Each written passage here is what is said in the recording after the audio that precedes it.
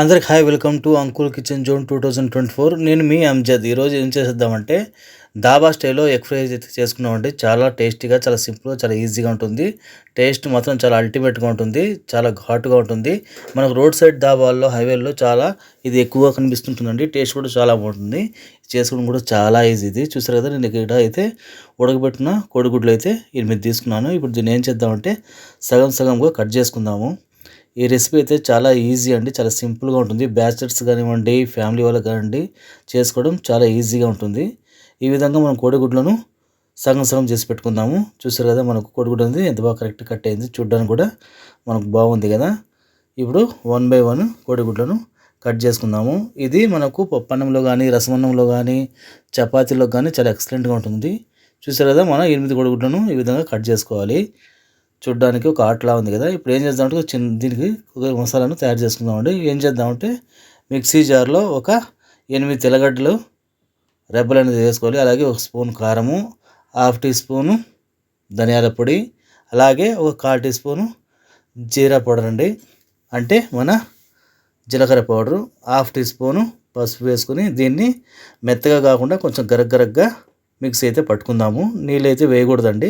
చూసారు కదా, ఈ విధంగా గరగ్గరగా వచ్చింది మనకు. మరి పొడి పొడిగా ముద్దగా లేకుండా. వాటర్ అయితే నేను ఇందులో పోయలేదు, అలాగే మిక్సీ పట్టాను. ఇది చాలా సింపుల్ మసాలా అండి. చాలా టేస్టీగా ఉంటుంది. చేయడం కూడా చాలా ఈజీ ఇది.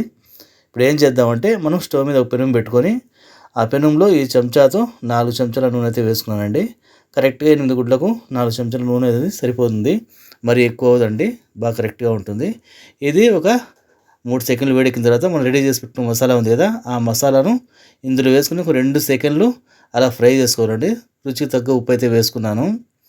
ఇప్పుడు ఈ మసాలాను ఒక 2 సెకండ్లు మనం నూనెలో, స్టవ్ అయితే నేను పూర్తిగా సిమ్లో అయితే పెట్టేశానండి. నూనె వేడెక్కిన తర్వాత ఒక 2 సెకండ్లు మనం అలాగా ఫ్రై చేసుకున్న తర్వాత మంచి సువాసన అయితే వస్తుందండి మసాలా మనకు ఫ్రై అయ్యేటప్పుడు.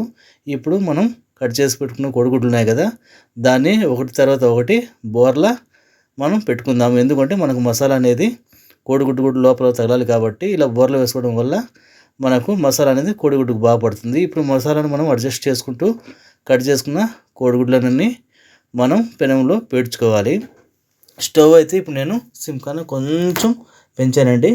ఇప్పుడు మనం పెనంలో ఉన్న మసాలా సైడ్లో ఉంటుంది కదా, దాన్ని ఏం చేయాలంటే మనం ఒక గెంటితో తీసుకొని ఆ గెంటిని కోడిగుడ్ల పైన విధంగా మనం పూసుకోవాలండి. ఎందుకంటే మసాలా వేస్ట్ కాకుండా ఉంటుంది, అలాగే మనకు కరెక్ట్గా కుక్ అవుతుంది. ఈ విధంగా మనము స్టవ్లో గుడ్లను అడ్జస్ట్ చేసుకుంటూ ఫ్రై చేసుకోవాలి. ఇలా చేయడం వల్ల ఏమంటే కోడిగుడ్లని ఒకేలాగా ఫ్రై అవుతాయండి. లేదంటే మనకు కొన్ని మసాలాలు బాగా తగిలి కొన్ని మసాలా తగులుకుంటాయి. ఇప్పుడు చూసారు కదా, కోడిగుడ్లన్నీ మనం తిప్పుకోవాలి. ఎందుకంటే 2 పక్కల మనకు కోడిగుడ్లు ఫ్రై అవ్వాలి కాబట్టి ఇలా ఒకటి తర్వాత ఒకటి తిప్పుకున్న తర్వాత అలాగే పక్కనున్న మసాలాను కూడా మన గరిటెతో మొత్తం కోడిగుడ్లు అయితే పైన పూసుకోవాలి. టేస్ట్ అయితే చాలా బాగుంటుందండి. ఎక్సలెంట్గా ఉంటుంది. చాలా సింపుల్ కూడా ఇది. చూసారు కదా, మన ఎగ్ రెసిపీ అనేది దాబాలో ఎక్కువగా ఇస్తుంటారండి. ఇది టేస్ట్ అయితే అల్టిమేట్గా ఉంది. తప్పకుండా ట్రై చేయండి ఇది. చూసారు కదా, మన గుడ్లు కూడా ఎంత బాగా కలర్ఫుల్గా ఉన్నాయి కదా, టేస్ట్ కూడా అంతే బాగుంటాయండి. మంచి ఘాటుగా, మంచి స్పైసీగా ఉంటాయి. మీకు నా వీడియో నచ్చితే లైక్ చేయండి, షేర్ చేయండి, సబ్స్క్రైబ్ చేయండి. Thank you friends. చూసారు కదా, మన ఎగ్ ఫ్రై అనేది రెడీ అయిపోయింది. Thank you. Subscribe me.